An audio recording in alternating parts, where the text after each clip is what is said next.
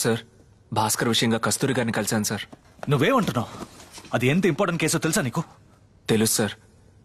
మన company products తినడం వల్లే వాళ్ళ అబ్బాయి చనిపోయాడు. దాన్ని అందరికీ నిరూపించడం కోసం 3 పూట్ల మన కంపెనీ ప్రోడక్ట్స్ మాత్రమే తింటున్నారు. దాన్ని వీడియో రికార్డింగ్ కూడా చేసి పెట్టారు. ఈసారి నువ్వు తప్పించుకోలేవా? నిన్ను నీ కంపెనీని ఊరికే వదిలిపెట్టను. ఆవిడ పరిస్థితి చూస్తే ఆవిడ లివరు కిడ్నీ అన్నీ పాడైపోయి ఉండాలి. ఆవిడకి ఎప్పుడైనా ఏమైనా జరగవచ్చు సార్. నువ్వు చెప్పేది వింటుంటే నాకు బాధగా ఉంది. ఇలాంటి తప్పుడు కంపెనీలో పనిచేస్తున్నామని తలుచుకుంటుంటే ఇంకా బాధగా ఉంది. కస్తూరికి మన వల్ల ఆయన సాయం మనం ఖచ్చితంగా చేయాలి. ఈ కంపెనీని కోర్టుకి లాగాలి. ఇదే ఆవిడ అంటున్నారు సార్. కానీ వీటన్నిటిని దాటి నాకు ఒకటి అనిపిస్తుంది సార్. అది మీకు చెప్పాలని ఇక్కడికి వచ్చాను. ఏంటి సార్, ఆ రోజు ఒక నన్ను కిరాయి గుండా అంటే నాకు బాధేసింది కదా సార్. అలాగే కస్తూరి విషయం తెలిస్తే మన కంపెనీలో పనిచేసే వాళ్ళకి బాధేస్తుంది కదా సార్. ఇలా ఒక్కో పనిలో ఉన్న తప్పులు తెలిస్తే పనిచేసే వాళ్ళందరూ తప్పుడు యజమాని ఎదిరిస్తారు కదా సార్. యజమాని చెప్పినట్టు వస్తువులు తయారు చేసి ప్రజలకు తీసుకెళ్లి చేర్చేది మనలాంటి పనుళ్ళు. మనం మారితే అంతా మారిపోతుంది. పిచ్చా నీకు? ఎవడికి వాడు వాడి పనేంటో చూసుకుపోతున్నాడు. తప్పని తెలిసి చేసేవాడిని అడిగితే అవును అంతే, ఇప్పుడు మనం ఏం చేయగలం అంటాడు. తెలియని వాడిని అడిగితే అలాగా, దానికి మనమేం చేయగలం అంటాడు. వర్కర్స్ మారతారని ఊహించడం నిజంగా ఫులిష్నెస్. అది ఎప్పటికీ జరగదు. సార్, ఇలాంటి డిస్కషన్ మన మధ్య జరిగింది సార్.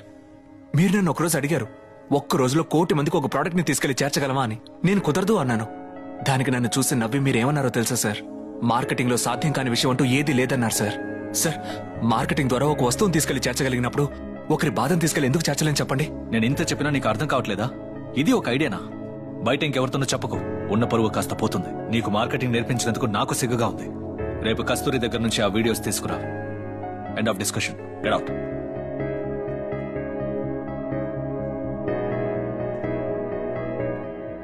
ఈరోజు ఒక ఇంట్రెస్టింగ్ విషయం జరిగింది. ఒక లోవర్ మిడిల్ క్లాస్ అబ్బాయి నా దగ్గరకు వచ్చి ఏమన్నాడో తెలుసా? కన్స్యూమర్ కున్న సమస్యని వర్కర్ దగ్గరికి ఎందుకు తీసుకెళ్లి చేర్చకూడదు అన్నాడు. నేను ఒక నిమిషం షాక్ అయిపోయాను. కన్స్యూమర్ సమస్యని వర్కర్ దగ్గరికి తీసుకెళ్తానన్న వాడి కాన్సెప్ట్. ఇంతకుముందు నేను ఇలాంటిది ఎప్పుడు వినలేదు. అంతా మారిపోతుందండి. ఒకవైపు తప్పు చేయాలనే ఉద్దేశంతో ఉన్న యజమానులు, వాళ్లతో మాట్లాడడం వేస్ట్. ఇంకోవైపు అమాయకపు కన్సూమర్లండి. వాళ్ళ దగ్గరికి వెళ్లి వస్తువులు కొనొద్దు అని చెప్పలేం. వీళ్ళు చెప్పారు కదా అని అలాంటి వస్తువులు తయారు చేసి కన్సూమర్ దగ్గరికి తీసుకెళ్లి చేర్చేది నాలాంటి పనోళ్లు. వాళ్ళని మార్చాలండి. వాళ్ళ మార్పే నా సమస్యకి కస్తూరి సమస్యకి పరిష్కారం అండి. అయినా వాళ్ళెందుకు మారతారు? వాళ్ళ పనేదో వాళ్ళు చేసుకుంటూ బతుకుతున్నారు. మీకు అర్థం కావట్లేదు. ఇక్కడ వస్తువులు తయారు చేసే వర్కర్స్, కొనే కన్సూమర్స్ వేరు కాదు సార్. వర్కర్స్ కన్సూమర్స్ ఒక్కరే సార్. అర్థం కావట్లేదు. ఒకడు కేవలం 8 గంటలే వర్కరు, మిగతా 16 గంటల సేపు వాడు కన్సూమర్ అండి. వాడు పనిచేసి నాశనం చేసే ఈ సమాజంలోనే వాడు బతుకుతున్నాడండి.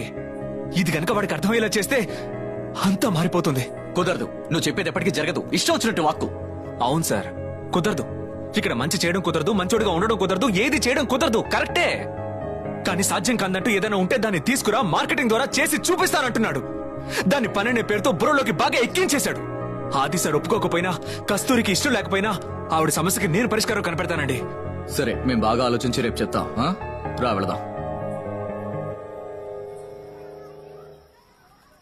ఇలా చూడు, 1కి 10 సార్లు బాగా ఆలోచించాం. నీ సమస్యకి పరిష్కారం దొరకపోయినా దానివల్ల ఎవరు ఎఫెక్ట్ అవ్వరు.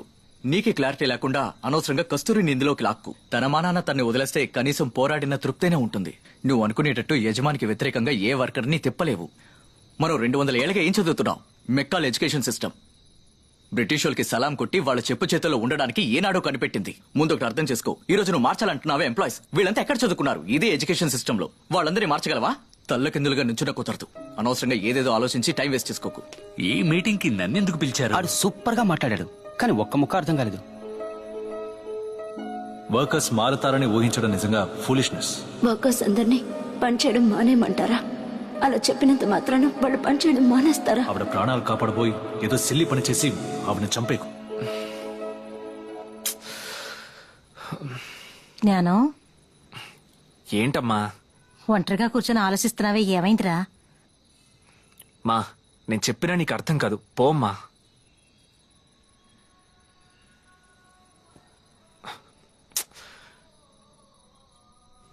అది ఇందాక మీరేదో అనుకుంటూ ఉన్నారు కదా, దాని గురించి నాకు ఒకటి చెప్పాలనిపిస్తుందిరా.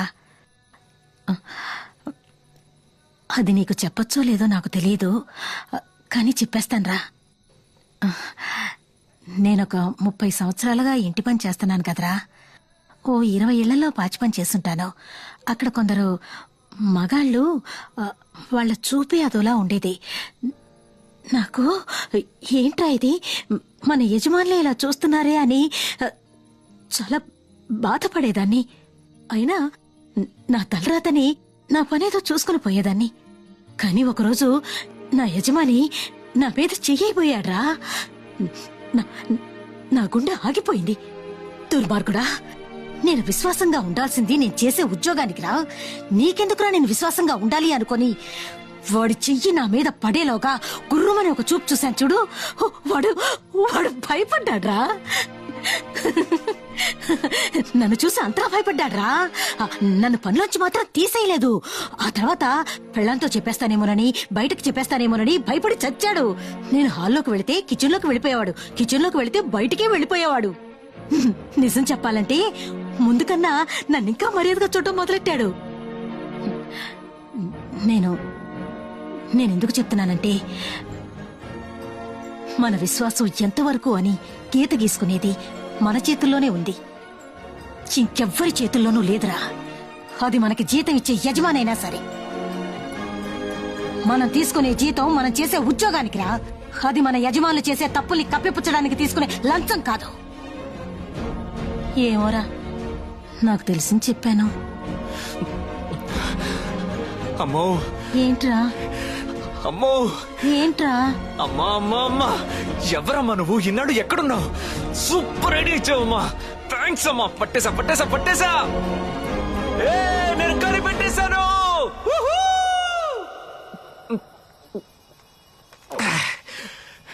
నేను సంతోషంగా ఉన్నానండి. నాకు కావాల్సిన సమాధానం అమ్మ చెప్పింది. పనోళ్ల పవర్ ఏంటో చెప్పింది. అదేంటో చెప్పనా? విశ్వాసం. విశ్వాసం. ఆ విశ్వాసాన్ని కూల్చేస్తే ఎంతో పెద్ద యజమానినైనా వాడిని అంతం చేసేయచ్చని చెప్పింది. అరే బేటా, దీనికి పెద్ద విప్లవం అవసరం లేదురా. ఒక చిన్న కోపంతో కూడిన వ్యతిరేకత చూపిస్తే చాలు వాడిని ఫినిష్ చేసేయచ్చని చెప్పింది.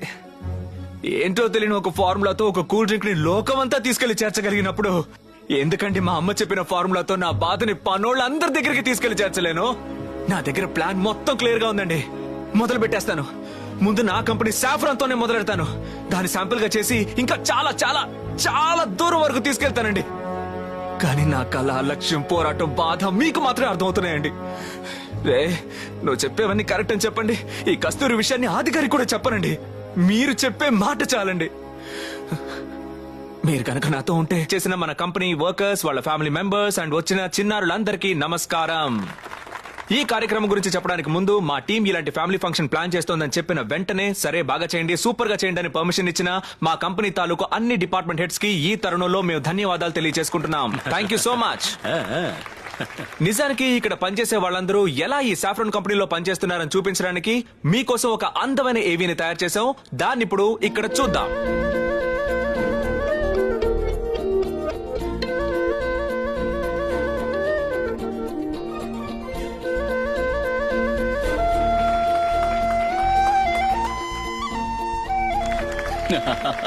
ఈ సాఫ్రాన్ కంపెనీ ఈ రోజు ఇండియాలో నెంబర్ 1 కంపెనీగా ఉందంటే దానికి మీరు మీ 100% శ్రమే కారణం.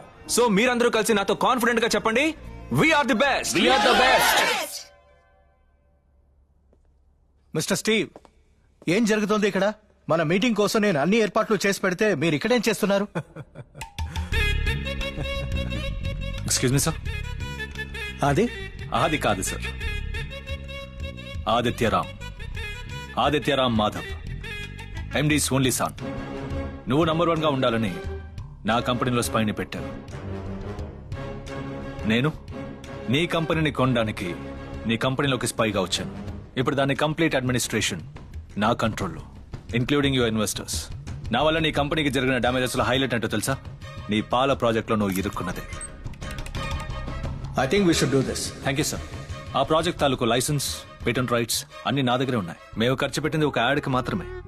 దాన్ని నమ్మి నువ్వు పెట్టిన 700 కోట్లలో ఒక్క పైసా కూడా తిరిగి రాదు. సో జయరామ్, మొత్తానికి నువ్వు 10 జన్మలు ఎత్తినా కూడా తీర్చలేని అప్పుల్లో కూరుకుపోయి ఉంటావు. రే, నేను మిమ్మల్ని ఊరికే వదిలిపెట్టను. జయరామ్, మీ లాస్ రికవర్ అవ్వాలంటే వాళ్ళు చెప్పినట్టు వినాల్సిందే. ఫ్యామిలీ అండ్ కిడ్స్ కి బయట బుఫే అండ్ గేమ్స్ అరేంజ్ చేసాం. అక్కడికి వెళ్ళి మీరు టైం స్పెండ్ చేయొచ్చు. మన ప్లాన్ వర్కౌట్ అవుతుంది మావా.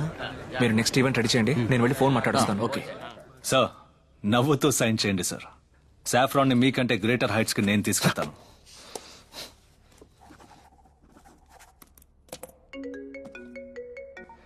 చెప్పు. సార్, మన కల్చరల్ ఆడిటోరియం వరకు వస్తారా ప్లీజ్? ఏంటి విషయం? ఆ కస్తూరి ఇష్యూకి సంబంధించి ఎవిడెన్స్ దొరికిందా? అవును సార్, మీరు స్ట్రైట్ గా వచ్చారంటే దాని గురించి మీతో మాట్లాడాలి సార్. వెంటనే వస్తాను. Dad, good sign. See you gentlemen. Workers అందరూ మీరు చేసే పని మీ ఫ్యామిలీ మెంబర్స్ ని ఎలా మెప్పిస్తుందో చూశారు. అదే పని మిగతా వాళ్ళ జీవితాల్లో ఏం చేస్తుందో ఇప్పుడు చూద్దామా? సార్, మీ చేత ప్లే చేయండి సార్. నా బిడ్డ సాఫ్రాన్ ప్రొడక్ట్స్ తిన్నందువల్లే క్యాన్సర్ వచ్చి చనిపోయాడు. చుట్టూ ఉన్న వాళ్ళ దగ్గర నుంచి కోర్టు వరకు ఎవరూ అది నమ్మలేదు.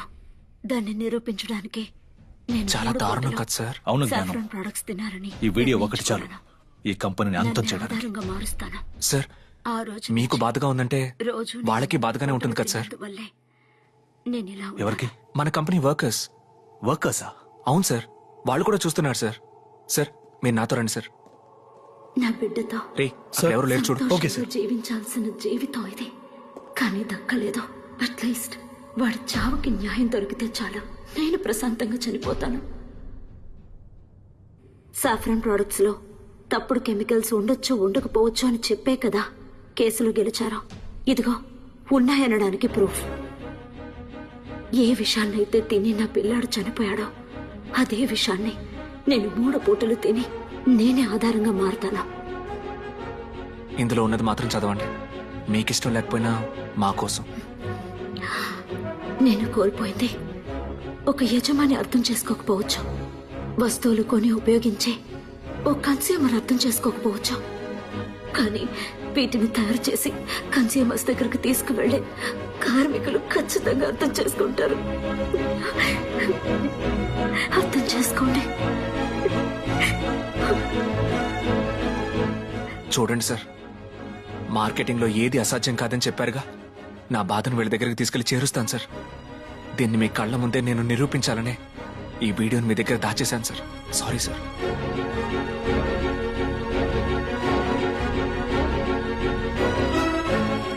ఇప్పుడు చెప్పండి, వీఆర్ ది బెస్ట్ అని.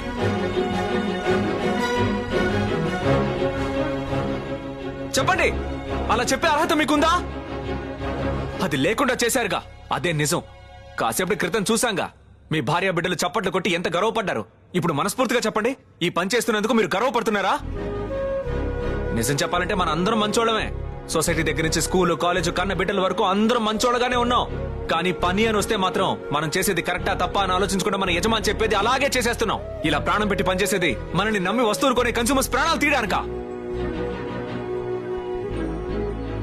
మీరు, నేను అని ఇక్కడున్న వాళ్ళందరూ ఆవిడ నష్టానికి బాధ్యులమే. అయితే మేమందరం తప్పు చేశామంటావా? అవునన్నా, అందరం తప్పే చేస్తున్నాం. మనం ఎలా పనిచేయాలని డివిజన్ ఆఫ్ లేబర్ పేరుతో అందరినీ వేరు చేసి పనిచేస్తున్నారు. అదిగో మన మూర్తన్న, నేను మూతే కదా బాబు తయారు చేశాను అంటాడు. మన రవన్న, నేను బాటిలే కదా తయారు చేశాను అంటాడు. మన మోసస్ అన్న, ర్యాపరే కదా అంటించాను అని అంటాడు. కానీ బయటికి వెళ్ళేటప్పుడు విడివిడిగా వెళ్తున్నాయా? కన్స్యూమర్ మొత్తం ప్రోడక్టేగా కొంటున్నాడు. మిక్సింగ్ లో మనం తయారు చేసే విషయానికే బాటిల్, ర్యాపర్, మూత తయారు చేస్తున్నాం ఎప్పుడు తెలుసుకుంటాం? ఇదే డివిజన్ ఆఫ్ లేబర్ కాదు, డివిజన్ ఆఫ్ క్రైమ్. రేయ్, ఎంత పని చేశాడో చూడండి. మనందరికి వేసి చూపించిన వీడియో నా వైఫ్ కు పంపించాడు. ఎంత పొగరాడికి. రేయ్, ఈ వీడియో నా ఫ్యామిలీకి ఎందుకు పంపించారా? నీకు బుద్ధుందా? అన్నా, ఎరా, ఇలాంటి వీడియోలు పంపిస్తే మా ఫ్యామిలీ మా గురించి ఏమనుకుంటుంది? విందు వినోదాలని చెప్పి ఇలా మా పరువు తీయడానికి రమ్మన్నావా? నీలాంటి వాళ్ళని కొట్టించి వాడు పంపించేది కస్తూరి వీడియో కాదయా, మన కార్పొరేట్ వీడియో. ఏమయ్యా, సరిగ్గా చూసి చెప్పొచ్చుగా. ఏంటయ్యా మాట్లాడుతుంటే అలా కొట్టేసా? నేను కొట్టలేదబ్బా. కొట్టి చంపేయాలనుకున్నారు కదా సార్. రక్తం వస్తుందయ్యా. అన్నా, మీరు కొట్టలేదని అనుకోండి అన్నా. నేను నిన్ను కొట్టనే లేదే. అన్నా, నాకు ఇది నొప్పిగా లేదన్నా. నేను ఇంత చెప్పినా మీరు అర్థం చేసుకోలేదే, అదే నొప్పిగా ఉందన్నా. ఇప్పుడు ఆ వీడియోని మీ పెళ్ళం పిల్లలు చూసారని తెలియగానే భయం వేసింది కదన్నా. అదేనా మనం చేసే తప్పు. వాళ్ళు దాన్ని చూడలేదని తెలియగానే ఒక రిలీఫ్ వచ్చింది కదా, వచ్చింది కదా. అదేనా మనం చేయాల్సిన మంచి. ఏ అమ్మో నాన్నో వాళ్ళు చేసే పనిని వాళ్ళ పిల్లలకి చెప్పలేకపోతున్నారో అది తప్పుడు పనే. ఇక మనం అలాంటి పనులు చేయకూడదు. యజమాని కంటే మీరు నేనే కన్స్యూమర్స్ కి దగ్గరగా ఉంటాం. యజమానికి విశ్వాసంగా ఉండాలంటే యజమానికే యజమాని, మనకు అన్నం పెట్టే కన్స్యూమర్స్ వాళ్ళకే మనం విశ్వాసంగా ఉండాలి. అదంతా సరేనమ్మా, ఇప్పుడు ఏం చేద్దామంటావు? మీరే చెప్పండి. ఏమయ్యా మమ్మల్ని అందరినీ స్ట్రైక్ చేయమంటావా ఏంటి? లేదా యజమాని మీద కంప్లైంట్ ఇచ్చి ఫ్యాక్టరీకి సీల్ పెట్టించాలా? మనందరం కలిసి అసెంబ్లీకి ఊరేగింపుగా వెళ్ళి ధర్నా చేయాలంటావా? అసెంబ్లీకి వెళ్ళడం ఏదో ఈజీ అన్నట్టు చెప్తున్నాడు. అంత పెద్ద పనేం చేయక్కర్లేదన్నా, ఒక సింపుల్ పరిష్కారం ఉంది. పరిష్కారమా ఏంటది? 2 రోజులు, 2 రోజులు గవర్నమెంట్ చెప్పిన రూల్స్ ప్రకారం వస్తువులు తయారు చేద్దాం, యజమానికి తెలియకుండా. అయ్యో, యజమానికి తెలియకుండా ఎలా తయారు చేస్తాం? ఎందుకు కుదరదు? తోటి కార్మికుడు ఆయిల్ వంపేసినా, మెషిన్ పాడు చేసినా వాడిని కాపాడడానికి రిపోర్ట్లో యాక్సిడెంట్ అని రాశారు కదా. పోయిన నెల ఇన్స్పెక్షన్ లో గవర్నమెంట్ చెప్పిన రూల్స్ ప్రకారం వస్తువులు తయారు చేసి యజమాని కాపాడారు కదా. నువ్వు చెప్పేదంతా కరెక్టే, కానీ అది బాగా రిస్క్ కదా. మీలో ఎవరికి ఏ సమస్య రాదు. ఒకవేళ దొరికిపోయినా మా బ్యాట్ నుంచి 10 మంది ఇక్కడ ఉద్యోగులు చేరారు, వాళ్ళు మేమే చేసామని సరెండర్ అవుతారు. ఎరా అవుతారుగా? అవుతావన్నా, గోళ్ళకి గొడవలకి జైలుకి వెళ్ళాం, మంచి విషయానికి వెళ్ళామా? నిందని మా మీద వేసుకుంటావన్నా? హేరా, నువ్వు చెప్పేది చూస్తుంటే వీళ్ళంతా ఉన్న ఉద్యోగాలు మానేసి యజమాని ఎదిరించి ఇంట్లో తిండి తిప్పలేకుండా కూర్చోవాలంటావా? ఏంటన్నా కన్ఫ్యూజ్ చేస్తున్నాడు, వీడు చెప్పేది వర్కౌట్ అవుతున్నా. నేను చెప్పేది అదే కదరా. బాగా విను, ఈ కంపెనీలో 20 సంవత్సరాల నుంచి పనిచేస్తున్నాను. నేను ఇక్కడ ఉన్నంత వరకు నువ్వు అనుకునేది ఎప్పటికీ జరగదు. ఇప్పుడు మాత్రం మీరు హాయిగా పనిచేసుకుంటూ బతికేద్దాం అనుకుంటున్నారా? నా ఫ్రెండ్ భాస్కర్, వాడు ఈ కంపెనీ వల్లే చనిపోయాడు. నేను ఈ కంపెనీ మీద కేసు పెడతాను. కేసు పెట్టానంటే 2 నెలలు షట్ డౌన్ అవుతుంది. నేను మీ మీద జాలి చూపించినా కస్తూరి వదిలిపెట్టరు. ఎలాగో ఆవిడ కేసు పెడతారు. మినిమం 2 నెలలు కంపెనీ షట్ డౌన్ అవుతుంది. అప్పుడు పేపర్లో వస్తుంది. మీ పెళ్ళాం పిల్లలు అడుగుతారు ఎందుకు విషయం తయారు చేశారని. అప్పుడే సమాధానం చెప్తారు. ఎందుకు అందరినీ కన్ఫ్యూజ్ చేసి మారేస్తున్నావు? ఈ కాలంలో 5 ఏళ్లు అధికారంలో ఉంటేనే ఎవడు ఏం చేయలేకపోతున్నాడు. వీడు 2 రోజుల్లో చించేస్తాడంట. ఆయన చెప్పేది కరెక్టే కదా, 2 రోజుల్లో మనం ఏం చేయగలం? ఇంత ఆలోచించిన వాడిని అది ఆలోచించకుండా ఉంటానా? నన్ను నమ్మండి, నేను చెప్పినట్టు 2 రోజులు మాత్రం చేయండి. నేను చెప్పిన ఫలితం రాలేదంటే ఇదిగో అన్న నన్ను కొట్టాడుగా, అలాగే మీరు నన్ను కొట్టండి. నేను నిన్ను కొట్టలేదబ్బా. బాబు అన్న దాంట్లో తప్పే ఉంది. 2 రోజులే కదా, చేసి చూద్దాం. ఇన్నాళ్ళు తప్పుని బహిరంగంగా చేశాం, ఓ 2 రోజులు మంచిని పరోక్షంగా చేయలేమా? జ్ఞానం, నువ్వు చెప్పినట్టు మా క్యూసీ డిపార్ట్మెంట్ లో చేస్తాం, నేను ఒప్పుకుంటాను. మిగతా డిపార్ట్మెంట్స్ వాళ్ళు ఏమంటారు? మేము చేస్తాం. మేము చేస్తాం.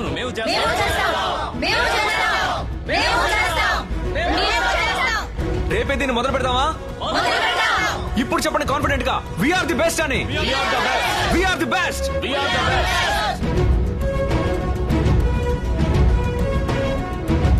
వీళ్ళు శాంపుల్ కి 2 రోజులు చేస్తే చాలు సార్.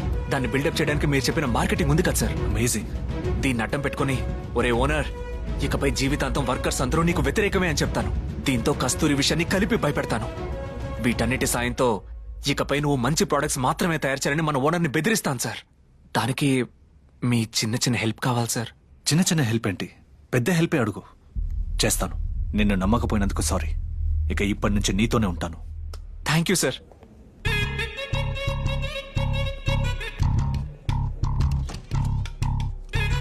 సిస్టర్, ఈ వీడియో చూడండి. ఇన్నాళ్ళు కంపెనీ కోసం వీఆర్ ది బెస్ట్ అని చెప్పిన వాళ్ళంతా ఈ రోజు మీలాంటి కన్స్యూమర్స్ కోసం వీఆర్ ది బెస్ట్ అని చెప్తున్నారు. మనం పెద్ద లెవెల్లో గెలుస్తున్నాం సిస్టర్. సారీ, ఈయన మా కంపెనీ మార్కెటింగ్ హెడ్ మిస్టర్ ఆది, నా గురువు. మేడం, ఇతను చేస్తున్నది సంథింగ్ గ్రేట్. తప్పకుండా సాధిస్తాడు. మీరు కోర్టు కేసుని తిరగాల్సిన అవసరం లేదు. జ్ఞానం గెలిస్తే సంతోషపడతాను, లేదంటే సాఫ్రాన్ కంపెనీని ఎదిరించి పోరాడతాను. సాఫ్రాన్ మాత్రం అంతం చేయడానికి సిస్టర్ ఇంత పెద్ద పోరాటం? సాఫ్రాన్ జస్ట్ శాంపులే. సాఫ్రాన్ సాయంతో ఫుడ్ ఇండస్ట్రీలో తప్పు చేసి డామినేట్ చేస్తున్న మిగతా 5 కంపెనీలకి ఈ పోరాటాన్ని తీసుకెళ్లాలి సిస్టర్. 5? నేను నీతో 4గా అన్నాను సార్. ఆ రోజు మన కాంపిటీటర్ కంపెనీని వదిలేశారు మీరు. వాళ్ళు చాలా డేంజర్. వాళ్ళకి కలిపే ఈ స్కెచ్. మే 1వ తారీఖు తర్వాత అన్ని కంపెనీస్ నుంచి వచ్చే ప్రొడక్ట్స్ మంచి ప్రొడక్ట్స్ అయి ఉండాలి. అప్పుడే మనం గెలిచినట్టు. ఎంతో ఆశగా కంపెనీని నా సొంతం చేసుకున్నాను డాడ్, కానీ